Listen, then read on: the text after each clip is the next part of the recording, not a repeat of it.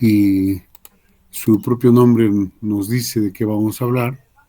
Son enfermedades del corazón con las que se nace y que la característica fundamental es el color cianótico que acusan estos recién nacidos. Son varias las cardiopatías congénitas que producen cianosis.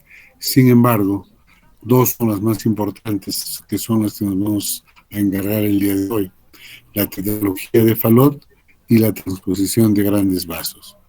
La tetralogía de Fallot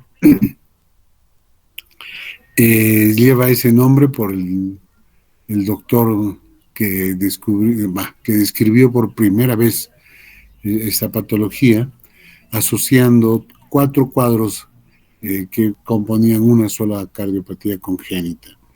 ¿Cuáles son estos 4 cuadros o cuatro componentes de esta patología? En realidad, esta patología se puede abreviar todo si es que pensamos que el septum interventricular, como lo comentábamos los días que hablábamos del CIB y el CIA, es un septum que divide los dos ventrículos y que casi se continúa con el septum interauricular, formando dos cavidades, una izquierda y una derecha. Sin embargo, acá el septum interventricular va a sufrir una desviación. La desviación del septum se va hacia la derecha, y como hacia la derecha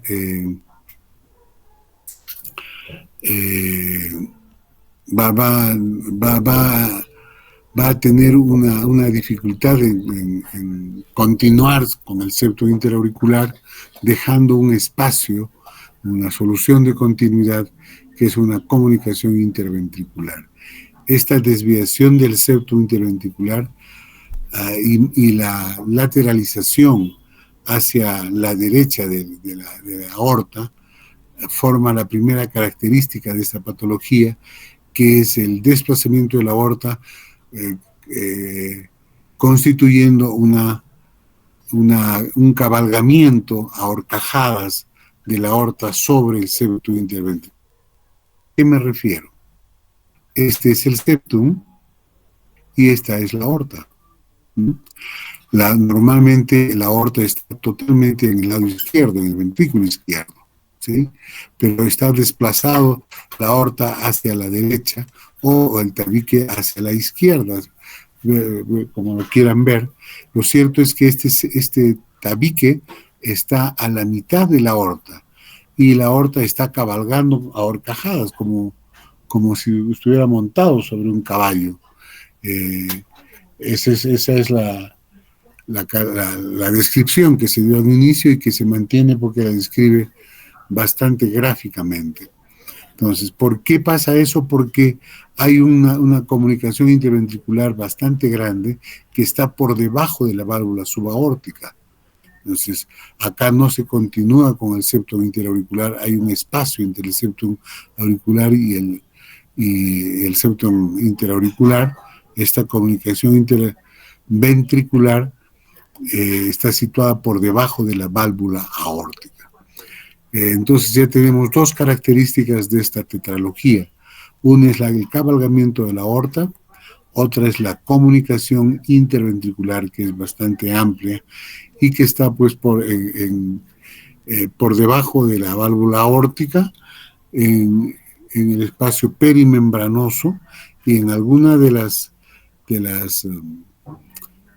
formas de presentación de la tetralogía no solamente es un CIB, sino es una enfermedad de canal atrioventricular. ¿Qué lo vamos a ver? No se confundan. Lo cierto es que tenemos el cabalgamiento de la aorta, tenemos la comunicación interventricular y el tercer componente de este cuadro, que es fundamental para la clínica y la evolución, es la estenosis pulmonar. La estenosis pulmonar o estenosis de la válvula pulmonar no se llama, no está bien denominado estenosis de la válvula pulmonar, porque puede ser en el infundíbulo, puede ser en la válvula o puede ser por sobre la válvula. la estenosis o el estrechamiento de la cámara de salida del ventrículo derecho. De esa patología, de esa característica de la tetralogía, depende cuán severa sea esta cardiopatía cianótica, o sea, cuán severa sea la cianosis, qué conducta se debe asumir y todas las otras complicaciones. Esta estenosis pulmonar hace que la cantidad de sangre que debe salir por la arteria pulmonar no sale. Eso hace que se quede en el ventrículo izquierdo ese aumento de volumen en el ventrículo derecho, hace que aumente la fuerza de contracción y que al final va a llevar a un crecimiento del ventrículo derecho, que algunos lo describen como crecimiento del tabique interventricular. Sin embargo, no es solamente el tabique, sino de todo el ventrículo derecho que se engruesa. Sin embargo, en el tabique, cuando es una estenosis infundibular, es donde más se manifiesta la estenosis pulmonar. Entonces tenemos los 4 componentes de esta patología que hace que se llamen tetralogía porque son 4. Estenosis de la válvula pulmonar, engrosamiento del ventrículo derecho, la comunicación interventricular y el cabalgamiento de la aorta o desplazamiento de la aorta.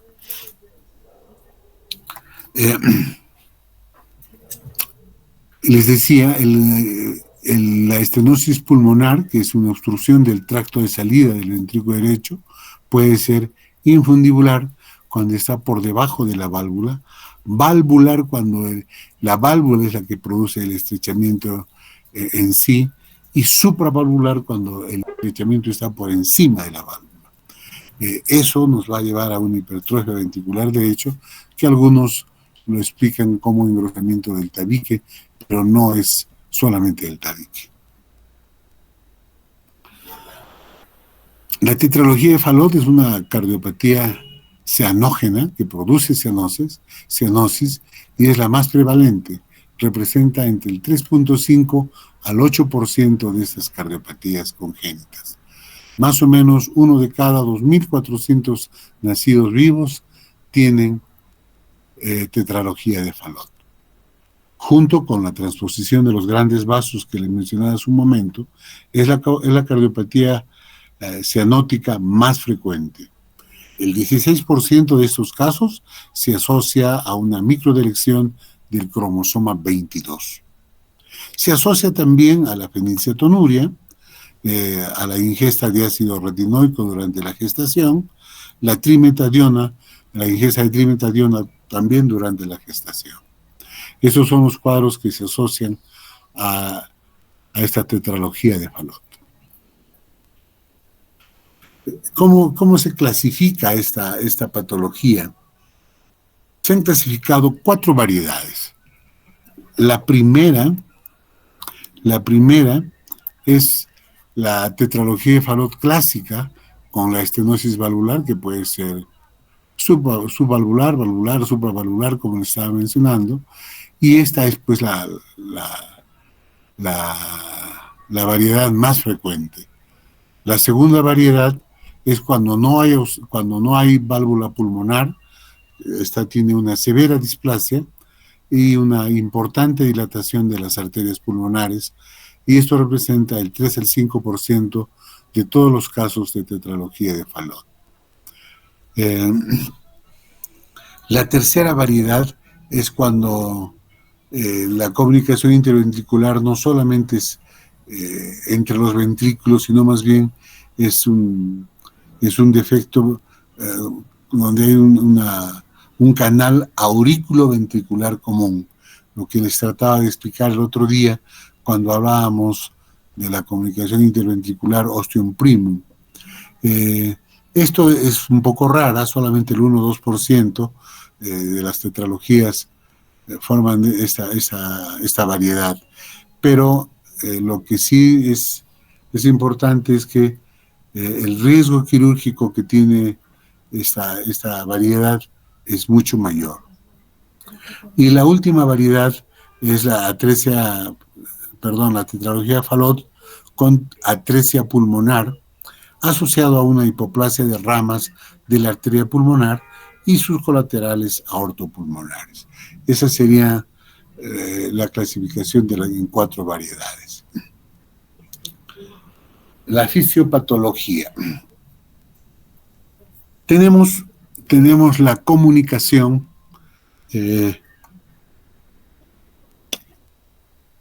vamos a volver al esquema. Tenemos esta comunicación interventricular que va a comunicar pues el ventrículo derecho con el ventrículo izquierdo.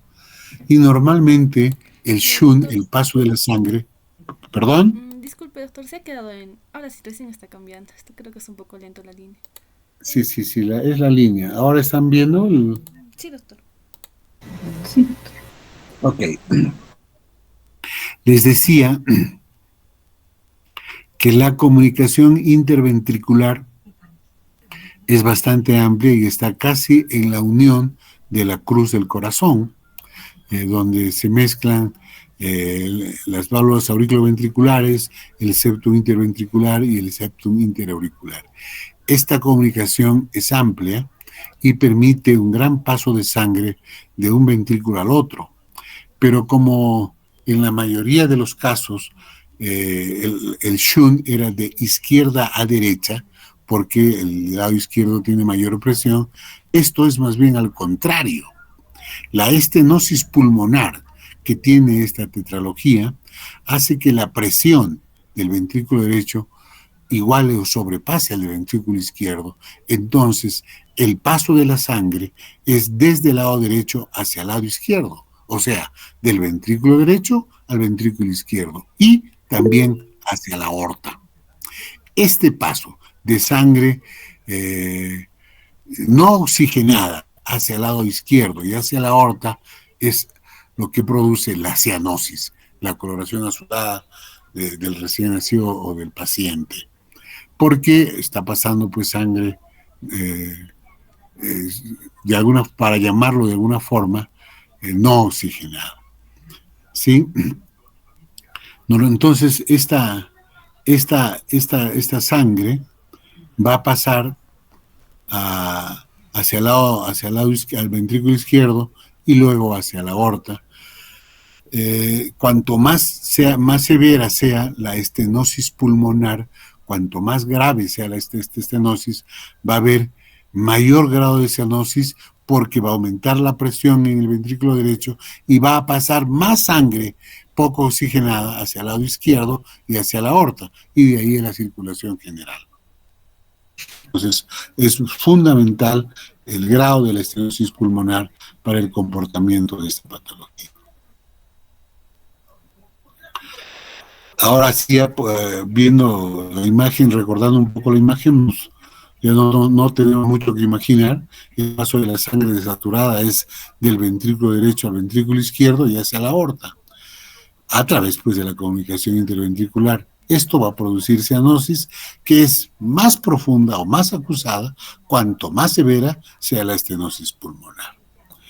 El grado de estenosis pulmonar es el factor determinante de la clínica, la precocidad e intensidad de la cianosis y de las crisis hipoxémicas. Estas crisis hipoxémicas, que la vamos a describir pronto, son un momento fundamental, son un estadio fundamental de esta patología que va a hacernos decidir sobre la conducta a tomar. Esto es un esquema de la tetralogía para explicar.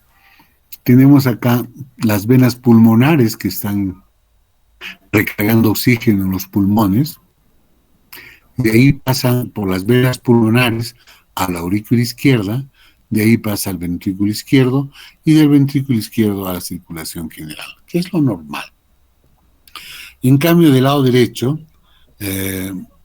la sangre va a llegar hacia la aurícula derecha, hacia el ventrículo derecho. Del ventrículo derecho va a pasar una parte de esa sangre a la arteria pulmonar y la otra parte va a pasar hacia la aorta y al ventrículo izquierdo.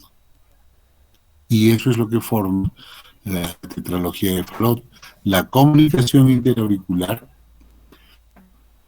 el cabalgamiento de la aorta, miren acá justo al medio, el septum y la aorta encima de ellos, como cabalgándola, la estenosis pulmonar aquí y la hipertrofia del ventrículo derecho, que completaría pues la tetralogía. ¿Cómo es la evolución de estos pacientes? La cianosis es, como ya les dijimos, es directamente proporcional a la severidad de la obstrucción de la vía salida del ventrículo derecho. O sea, más estenosis pulmonar, más cianosis. Los lactantes pueden estar sin cianosis, con evolución y presentación progresiva hacia la cianosis. Pero al principio, el lactante puede ser acianótico. Esto va a llevar de todas maneras a una policitemia secundaria de hipoxia, porque el organismo trata de suplir la falta de oxígeno que el cuerpo está requiriendo, y para eso aumenta la producción de glóbulos rojos. Sin embargo, estos glóbulos rojos no tienen la cantidad de hierro suficiente, por lo tanto hay una relativa deficiencia de hierro para toda la cantidad de glóbulos rojos que existe. Estos pacientes al final van a producir crisis hipóxicas que son bastante severas y peligrosas, y que hay que actuar rápidamente porque en oportunidades pueden ocurrir casos fatales. En el periodo neonatal, lo que se va a sentir en esos pacientes es un soplo sistólico rudo en el precordio, que está provocado por la estenosis pulmonar. Cuando normalmente, como vimos en la anterior clase, el ductus se tiene que cerrar. Cuando se cierra el ductus o el conducto arterioso, provoca la aparición de cianosis en los primeros días de vida. Y si la estenosis pulmonar es muy severa, la cianosis es mayor. La cianosis se presenta a lo largo del primer o tercer mes de vida, debido al aumento progresivo del grado de la estenosis pulmonar.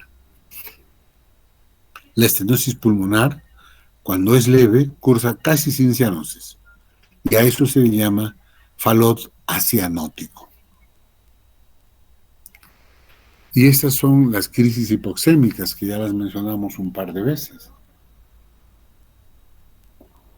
Estos pacientes que tienen la tetralogía de Fallot, que ya tienen sus problemas, que llevan una vida, están llevando una vida, entre comillas, relativamente normal, de pronto tienen o aparece bruscamente una cianosis, o aumenta bruscamente la cianosis que ya tenía, o palidez.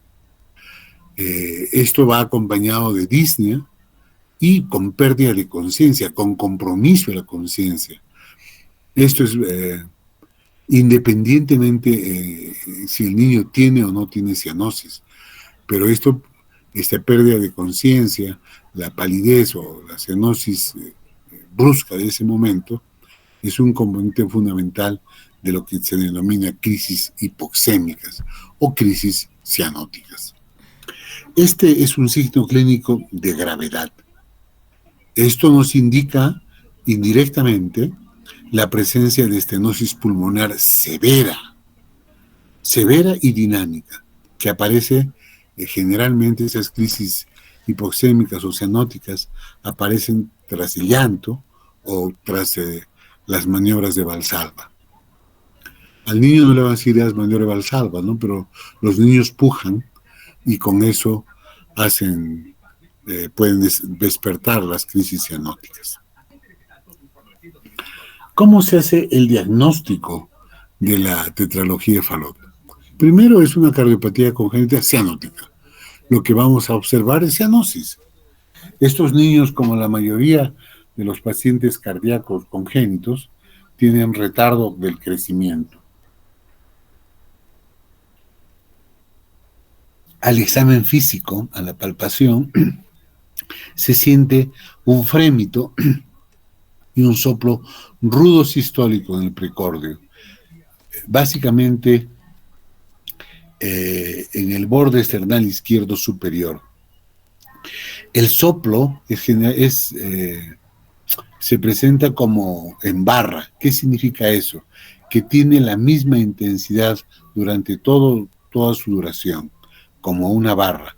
Algunos empiezan pequeños, crecen y luego van decreciendo. No, este tiene la misma intensidad desde el principio hasta el final del soplo. Tiene una intensidad homogénea durante toda la sístole con un segundo tono único en la auscultación.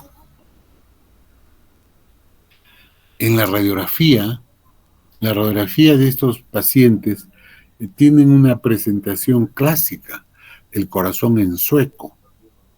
Como ustedes ven en la imagen, los famosos zapatos suecos que se usaban clásicamente en Suecia, ¿no? Que tienen la punta levantada y que en la radiografía de arriba se ven que hay una similitud con la imagen del corazón. El corazón tiene un tamaño normal, pero tiene la punta levantada. Por eso es por el crecimiento del ventrículo derecho.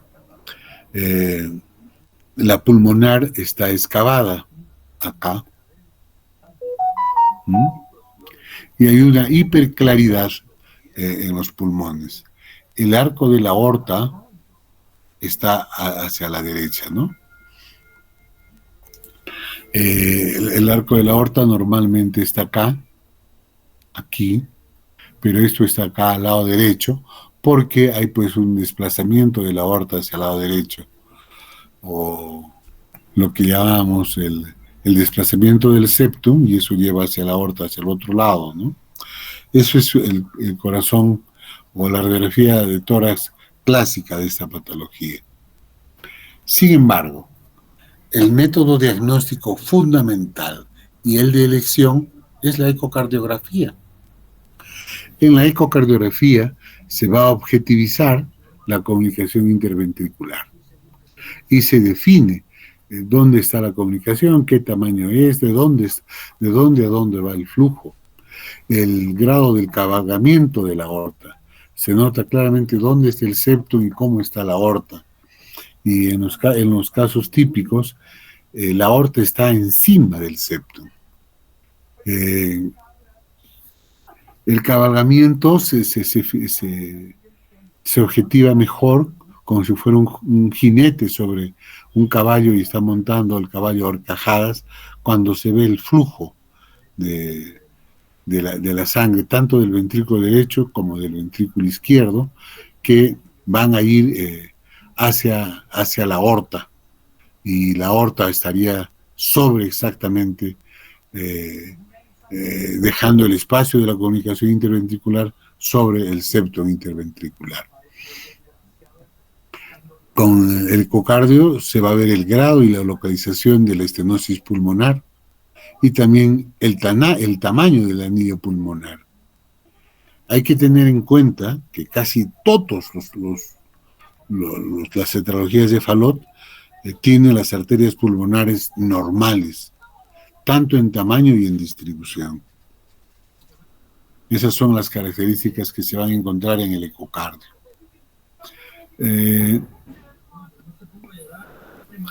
Esta es la aorta, este es el septum, este es el ventrículo izquierdo, este es el ventrículo derecho, y acá está la mitad de la aorta.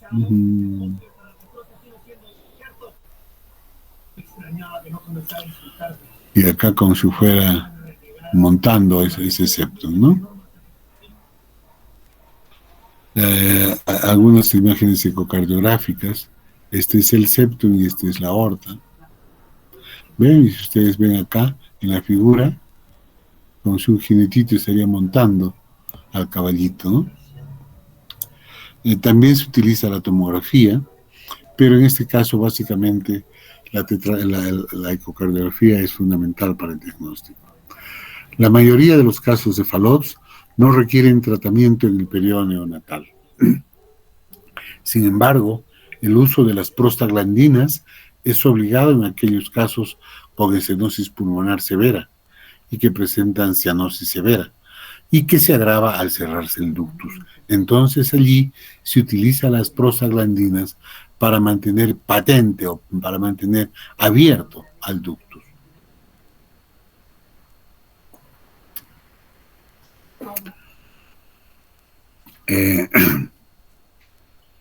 El tratamiento de las crisis hipoxémicas o las crisis cianóticas que les mencionaba es fundamental porque hay que saber qué actuar. Los niños pueden estar jugando, lloran por alguna razón y entran en una crisis cianótica y si no hacemos nada se pueden morir. Entonces, ¿qué se hace en esos casos? En las crisis hipoxémicas, lo que hay que hacer inmediatamente es dar oxígeno. Si se puede medir la saturación y mantener el oxígeno para mantener una oxigenación alrededor de 90 milímetros de mercurio. Los niños, generalmente para acortar el problema del retorno venoso, toman una posición de acoquillamiento, o sea, se ponen en cuclillas y los libros lo describen como una posición genupectoral, o sea, las piernas pegadas al pecho. También se debe utilizar morfina para tranquilizar al paciente y mejorar los índices de oxigenación. Se utiliza bicarbonato y se deben utilizar vasopresores. La cianosis severa y o progresiva y la presencia de las crisis hipoxémicas nos deben hacer urgir, o sea, nos deben hacer declarar urgente el tratamiento quirúrgico de esta patología. El tratamiento quirúrgico, que es básicamente solucionar el problema los problemas básicos, que son dos en este caso, primero la comunicación interventricular y luego la estenosis pulmonar, que son los que van a ocasionar todas las complicaciones y los componentes de esta tetralogía. La corrección total de la tetralogía en una sola operación es el tratamiento de elección.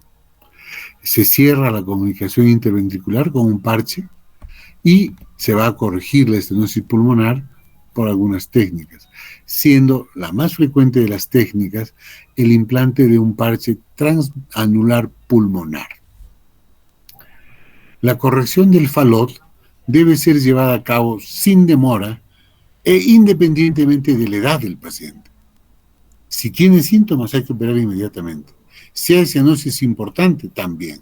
Si hay cianosis progresiva y crisis hipoxémica, la indicación quirúrgica es inmediata, lo antes posible.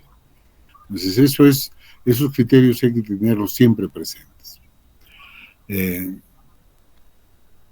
Cuando el paciente no tiene sintomatología, la corrección quirúrgica, el tratamiento quirúrgico puede ser electivo de esta patología y se indica desde el periodo neonatal hasta los 3 a 6 meses de vida. El pronóstico de esta patología con el tratamiento es bueno. La mortalidad hospitalaria es baja, es más o menos el 2%. La morbilidad en el inmediato postoperatorio consiste en insuficiencia cardíaca, o sea, en bajo gasto, y una disfunción diastólica del ventrículo derecho. También va acompañada de algunas arritmias, especialmente taquicardia supraventricular, pero en este caso son taquicardias de la unión auriculoventricular, o sea, del nodo auriculoventricular. ¿Se acuerdan que les hacía el diagrama? Les decía por encima de los ventrículos el supraventricular y puede estar en el nodo auriculoventricular, en la aurícula, en el nodo sinusal. A todo eso se llama supraventricular. Pero en este caso, la taquicardia es del nodo auriculoventricular o una taquicardia de la unión. Esa es la tetralogía de Fallot.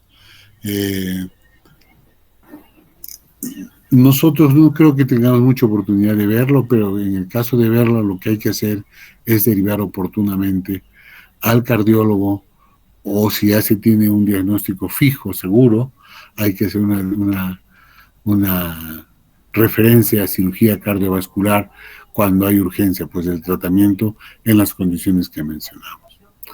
La otra patología congénita, que es también sumamente frecuente, es la transposición de grandes vasos, o de los grandes vasos, o de las grandes arterias. ¿Cuáles son las grandes arterias del corazón? La aorta y la pulmonar. Normalmente, este es el ventrículo izquierdo. Normalmente del ventrículo izquierdo sale la aorta y se va por este lado, ¿no? Cruza esto, sí. Y del ventrículo derecho sale la arteria pulmonar y se va por debajo de la aorta y se divide en sus ramas izquierda y derecha, ¿no? Eso es lo normal. Pero aquí la transposición de estas grandes arterias hace que la aorta salga directamente del ventrículo derecho, de aquí. Esta es la aorta. La aorta ascendente, el callo de la aorta descendente, tenemos el tronco brachiocefálico, la carótida y la subclavia izquierda, ¿no? Esta es la aorta. ¿Y de dónde está saliendo? Está saliendo del ventrículo derecho. Y pasa lo mismo en el ventrículo izquierdo. Del ventrículo izquierdo, de donde debería salir la aorta, sale la arteria pulmonar. Y se va a dividir después y se va en las arterias pulmonares derecha e izquierda y se irá pues a los pulmones. Entonces, esta patología, si no tuviera otras cardiopatías congénitas asociadas, sería incompatible con la vida, porque tienen dos corazones, cada uno con su circulación independiente. Pero ahora eso, ustedes se dicen, pues si tienen las dos, van a ver que eso no es posible, eso no permite la vida. La aorta sale del ventrículo derecho y la arteria pulmonar sale del izquierdo. Se trata de lo que se denomina en cardiología pediátrica discordancia ventrículo-arterial. O sea, normalmente sale la aorta de la izquierda y la pulmonar de la derecha. Aquí no, aquí es al revés. Y eso es una discordancia ventrículo-arterial. Los defectos asociados más frecuentes a esta transposición de grandes vasos son la comunicación interventricular, la estenosis pulmonar, la persistencia del conducto arterioso o ductus y la comunicación interauricular. La persistencia del conducto arterioso y la comunicación interauricular son fundamentales para la sobrevida de este recién nacido, de este paciente, porque si no, el paciente se muere. Este es un esquema, pero no está muy claro. Lo cierto es que la fisiopatología, la sangre va a llegar a la aurícula derecha por la vena cava superior y la vena cava inferior. De allí va a pasar de la aurícula derecha al ventrículo derecho a través de la válvula tricúspide. Y de allí debería salir por la pulmonar hacia los pulmones. Pero en este caso no pasa eso. Sale del ventrículo derecho hacia la aorta. Y de la aorta va a ir hacia la circulación sistémica. Y vuelve a regresar por las venas cavas. Y está cerrando solamente ese círculo. Viene a las venas cavas, sale de la aorta y cierra la sangre, llega a la aorta, perdón, llega a la aurícula derecha, la sangre sin oxígeno, de ahí sale la sangre sin oxígeno al ventrículo derecho, del ventrículo derecho esa sangre sin oxígeno sale a la aorta y a la circulación sistémica. ¿Y qué función tendría? Es un circuito cerrado inútil. Lo mismo pasa al otro lado. Las venas pulmonares van a llegar a la aurícula izquierda, ¿no? De la aurícula izquierda va a pasar al ventrículo izquierdo y sale por la arteria pulmonar otra vez a los pulmones, ¿sí? O sea, va a salir esta sangre con oxígeno, va a salir hacia a la arteria pulmonar y otra vez a los pulmones y otra vez de los pulmones a la arteria pulmonar y sigue lo mismo. O sea, son dos circulaciones completamente cerradas, sin intercomunicación, sin cumplir la función real de la circulación. Una de las funciones fundamentales de la circulación sanguínea es llevar oxigenación hacia las células. ¿Y aquí qué oxígeno va a llevar? Si la única sangre oxigenada vuelve a los pulmones a seguir oxigenándose. Esto va a formar entonces dos circuitos independientes y paralelos, y eso va a producir una tremenda cianosis. Una cianosis que es muy intensa, y esta situación es incompatible con la vida. Nadie puede vivir con eso. Por eso, estos pacientes suelen ser diagnosticados intraútero, con una ecocardiografía fetal, y esos pacientes suelen nacer en un quirófano para hacer las correcciones del caso. A menos de que también en una ecografía fetal se vea que pues tiene un CIA, un CIB, un PCA, cosa que hace posible la intercomunicación de las circulaciones y el niño pueda vivir, pero con una serie de problemas, ¿no? La sobrevida se da pues porque hay persistencia del conducto arterioso, porque hay una comunicación interauricular y una comunicación interventricular que va a mezclar la sangre que está en un lado, está siendo totalmente sin oxígeno, y del otro lado con oxígeno, pero ninguna cumple su función, no se mezclan, no van a dejar donde deben dejar el oxígeno. Pero cuando hay estas comunicaciones entre el septo interauricular o por el septo interventricular y por el ductus, por la comunicación interauricular pasará sangre no oxigenada de la aurícula derecha a la aurícula izquierda, y sangre oxigenada desde la aurícula izquierda a la aurícula derecha. Luego, por el ductus pasará sangre no oxigenada de la aorta a la arteria pulmonar y de allí a los pulmones. La sangre no oxigenada que llega a los pulmones se oxigenará y de alguna forma, por lo menos en forma parcial, cumplirá la función circulatoria y oxigenatoria de la circulación sanguínea. El ventrículo derecho tiene que soportar la circulación sistémica. Sin embargo, ya les dije, el ventrículo derecho naturalmente es un ventrículo de paredes delgadas.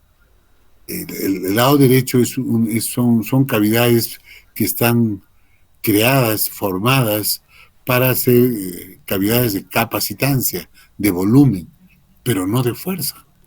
En cambio acá, soportando toda la circulación sistémica y sacando a toda la circulación hacia la aorta, hacia todo el cuerpo, esto se va a vencer porque ese ventrículo no está preparado. Entonces, estos pacientes van a entrar rápidamente en insuficiencia cardíaca. El trabajo que realiza este ventrículo derecho es 6 veces mayor al que normalmente hace un ventrículo derecho, ¿sí? Entonces eso no está preparado, se agota y entra en disfunción e insuficiencia cardíaca. La comunicación interventricular produce un paso masivo de la sangre desaturada o con poco oxígeno del ventrículo izquierdo hacia los pulmones, y eso va a mejorar la cianosis o va a disminuir la cianosis cuando hay un hiperflujo pulmonar. Sin embargo, eso va a llevar a una insuficiencia cardíaca precoz y también a una hipertensión pulmonar. Y si a esto se le agrega otra complicación que normalmente acompaña a la estenosis pulmonar, eso va a empeorar el problema, porque por esto pasa poca sangre hacia el pulmón y la cianosis es mucho más severa. Esto es más o menos un esquema de lo que pasa de las dos circulaciones paralelas. Acá está la aurícula izquierda, pasa al ventrículo izquierdo, del ventrículo izquierdo sale la arteria pulmonar, y de la arteria pulmonar otra vez va a los pulmones. y de los pulmones otra vez por las venas pulmonares al aurículo izquierdo. O sea, solamente en la pequeña circulación está dando vuelta la sangre con oxígeno. En cambio, del lado derecho, la sangre sin oxígeno llega por las venas cavas a la aurícula derecha, pasa al ventrículo derecho, de ahí sale por la arteria aorta a todo el cuerpo y vuelve a la aurícula derecha la misma sangre, sin oxígeno. Y nunca dejó oxígeno acá porque no tenía. O sea, son dos circulaciones paralelas, dos circuitos paralelos que no cumplen su función. Y lo que ayuda a cumplir esa función es la comunicación interauricular, la persistencia del ductus y la comunicación interventricular.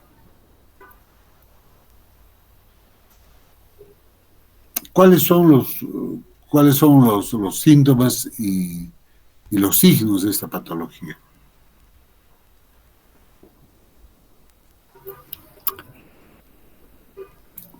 Hay algunos recién nacidos que tienen cianosis intensa, y eso es porque la mezcla de la sangre de un lado a otro lado es pobre. Entonces no hay oxigenación, entonces hay una gran cianosis. Y eso va a depender del tamaño del CIA y del CIB. Cuando hay todos estos defectos congénitos, la cianosis puede ser mucho menor hasta poderlo llamar cianosis leve. En cambio, la cianosis intensa conduce pues irremediablemente a la muerte del recién nacido. En esos casos, si no hay una comunicación interauricular, lo que hay que hacer es hacer una comunicación auricular, y hay un procedimiento que se llama Raskin. Y también además se utiliza prostaglandinas para la supervivencia, las prostaglandinas para mantener patente al ductus arterioso. Chicos, perdonen un momentito, por favor. Aló, Noelia. Buenas tardes. Noelia, a partir de las 6:30. Ya, sí, no hay problema.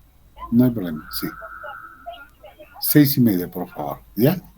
Ya, gracias. Ya está.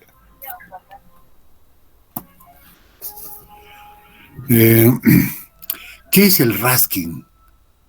El Raskin se atraviesa el septum interauricular con un instrumento y se jala con fuerza y se rompe el septum interauricular, produciendo artificialmente una gran comunicación interauricular que va a permitir la mezcla de la sangre oxigenada con la no oxigenada y oxigenar la sangre que no estaba haciéndolo y pasar al lado izquierdo sangre oxigenada. Y con las prostaglandinas se mantiene el ductus, que también ayuda a mantener la vida del paciente. Cuando la transposición de grandes vasos tiene una comunicación interventricular grande y un ductus grande, el resultado es que la cianosis es pobre, es poca la cianosis. Sin embargo, esos pacientes van a ir rápidamente a una insuficiencia cardíaca congestiva en forma precoz. Perdón. Aló.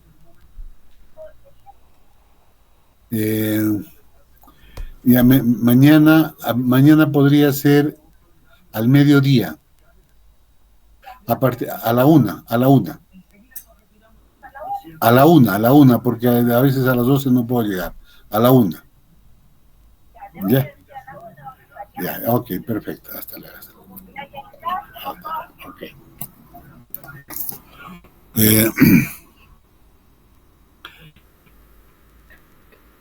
Primero se llega a una insuficiencia cardíaca congestiva en forma precoz, y esto es por el hiperflujo que se produce por estas cardiopatías congénitas, y eso va a llevar de todas maneras como consecuencia a una hipertensión pulmonar irreversible.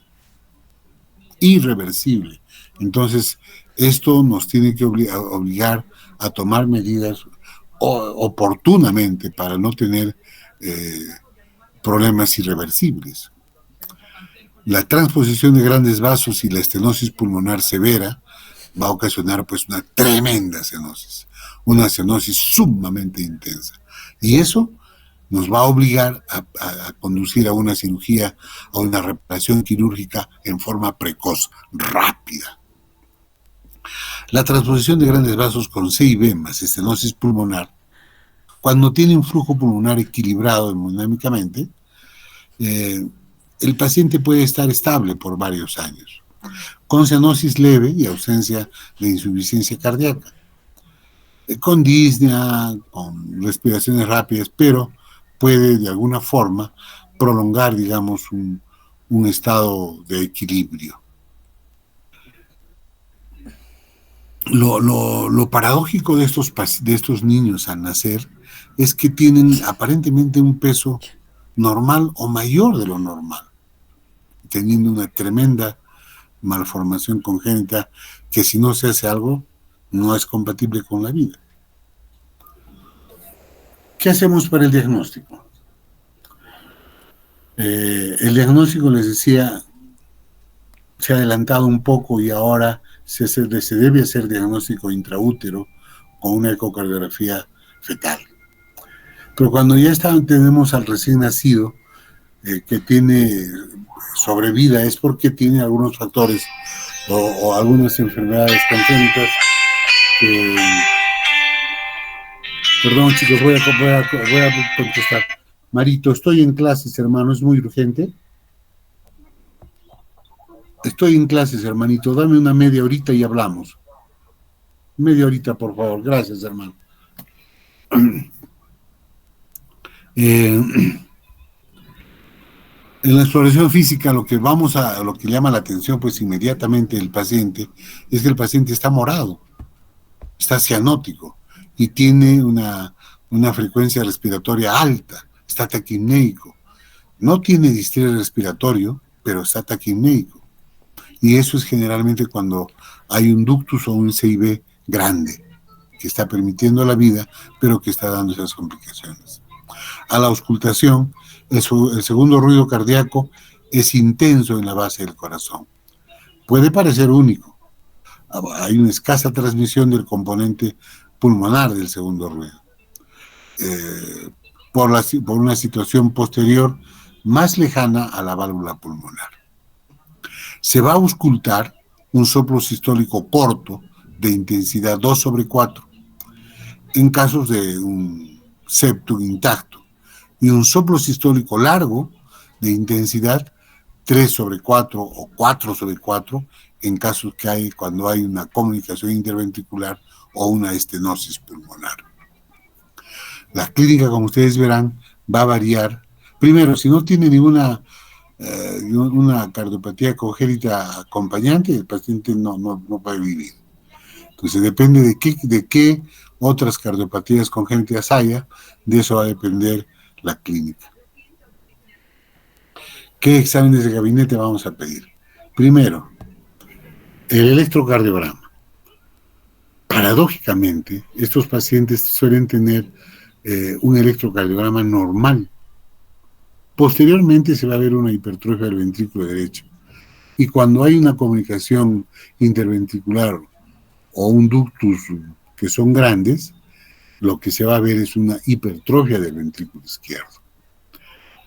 Y eso es básicamente por el CIB y el ductus que van a hacer crecer el ventrículo izquierdo. A la radiografía vamos a observar un corazón de tamaño normal, no hay cardiomegalia. Apareciendo este crecimiento mucho más adelante en casos que el paciente tenga CIB o tenga ductus. El pedículo vascular pulmonar es estrecho. La silueta cardíaca es ovoide, como un huevo. La circulación pulmonar está aumentada en casos de comunicación interventricular o de un ductus asociado. Como siempre, el ecocardio es fundamental, básicamente un ecocardio bidimensional y Doppler. Ahí se va a observar claramente la discordancia entre el ventrículo y las arterias. Se observa muy bien las anomalías asociadas. La discordancia auriculoventricular es Ventrículo arterial es, cuando les decía al principio, del ventrículo izquierdo sale la pulmonar y del ventrículo derecho sale pues la aorta, ¿no? Se puede ver las otras cardiopatías asociadas, CIA, CIB, PCA. El Doppler color nos va a ayudar a ver estas lesiones. La aorta típicamente se sitúa antero-derecha respecto a la arteria pulmonar que se sitúa póstero-izquierda. También se puede pedir un cateterismo cardíaco para hacer diagnóstico en casos complejos, para completar el diagnóstico. Hay muchos cuadros que entran en el diagnóstico diferencial. Anomalías cardíacas como, por ejemplo, la atresia tricuspidia y el ventrículo único, la atresia pulmonar con septo íntegro, atresia pulmonar con comunicación interventricular o que puede estar con tetralogía de Fallot. También se tiene que hacer diagnóstico diferencial con la estenosis pulmonar crítica. También hay que hacer diagnóstico diferencial con enfermedades pulmonares, con hipertensión pulmonar primaria, con obstrucción de vías aéreas, con la disfunción del sistema nervioso central y con disfunción neuromuscular respiratoria, que no son casos cardíacos ni pulmonares, pero que la clínica es parecida. Y patologías hematológicas también, donde hay una tremenda cianosis, como por ejemplo la metahemoglobinemia, y también en la policitemia, o una gran poliglobulia. Si ya tenemos el diagnóstico, si ya hemos hecho el diagnóstico de esa patología, ¿qué vamos a hacer?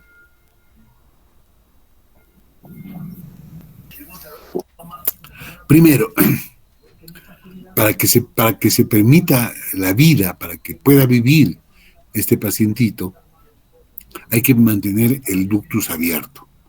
Y para eso hay que evitar las prostaglandinas. Generalmente, en estos pacientes hay que dar oxígeno, pero aquí no. Aquí hay que evitar la oxigenoterapia. La comunicación interauricular, cuando es pequeña, la presión parcial de oxígeno es inferior a 30 y la saturación es inferior al 70%. Eso se va a mejorar de alguna forma con el uso de las prostaglandinas. Y si no hubiera comunicación interauricular, lo que hay que hacer es la atrioseptostomía de Raskin, que es lo que le dije, que hay que destrozar el septo interauricular para que haya una comunicación entre las aurículas, haya mezcla de la sangre de los dos circuitos en paralelo. La corrección quirúrgica anatómica en una sola etapa, esta fue ideada y realizada por primera vez por el profesor Yaten. Yaten fue un cirujano cardiovascular brasilero, paulista, que ideó esta corrección y que hasta la fecha se practica. Y toda una escuela de cirugía cardiovascular en estos niños que ha dejado la escuela brasilera para el mundo. Esta corrección se hace en una sola etapa después de 4 o 12 o 15 días. La aorta se conecta al ventrículo izquierdo y la pulmonar se conecta al ventrículo derecho, y las coronarias hay que reimplantarlas al tronco de la nueva aorta. Esa es la corrección anatómica de Yaten. La transposición de grandes vasos con CIB y estenosis pulmonar se hace una operación que se llama la cirugía de Rastelli, y generalmente se hace esto a los de 1 a 5 años de edad. Les decía que cuando hay un CIB grande y una estenosis pulmonar, eso puede permitir la vida con cianosis, con algunos problemas, pero el paciente está vivo. Entonces se puede operar hasta los 5 años de edad, haciendo una conexión de la aorta con el ventrículo izquierdo a través de la comunicación interventricular y mediante un parche intraventricular, Y también la conexión del ventrículo derecho con la arteria pulmonar, con un conducto extracardíaco, una manguera fuera del corazón. Si existe hipoxemia, se puede realizar a una edad más temprana una derivación sistémico-pulmonar de tipo Blalock-Taussig modificado, que es otro tipo de cirugía. Estos son esquemas de lo que es del Rastelli que les decía. Esta es la arteria pulmonar y con este aditamento se hace una conexión del lado derecho del corazón hasta la arteria pulmonar. Y aquí se lleva la aorta hacia el ventrículo izquierdo. Normalmente en estas patologías del ventrículo izquierdo sale a la aorta y del ventrículo derecho, del ventrículo izquierdo sale a la pulmonar y del ventrículo derecho sale a la aorta. Y eso es lo que se logra. Pero la del Yatene, que es la que mejor resultado da, esto es así como está la patología, se corta acá y luego se hace la reconexión, conectando a la aorta hacia el lado izquierdo y la pulmonar hacia el lado derecho. Y la reconexión también de las arterias coronarias. Este es un esquema para explicar lo que ya hemos venido diciendo, y eso sería todo lo que tengo que decirles el día de hoy, chicos. Esperando los temas que les hemos dado, les he dado por lo menos los últimos en forma escueta, práctica, para no complicarles la vida, y los dos temas primeros los hemos hecho ampliamente y los hemos repasado una y otra vez en las clases prácticas. Así que espero que les haya servido. Mañana tenemos a las 5 de la tarde el examen. El examen, chicos, no va a ser difícil, pero estudien, por favor. Como les dije, nunca yo he tenido el espíritu de jalar, pero si no saben, pues me obligan a hacerlo. Yo no voy a hacer nada para aplazarlos. Los que se van a aplazar son ustedes. Pero en todo caso, no es mi espíritu. Dentro de lo que pueda, yo los voy a ayudar. Listo, chicos.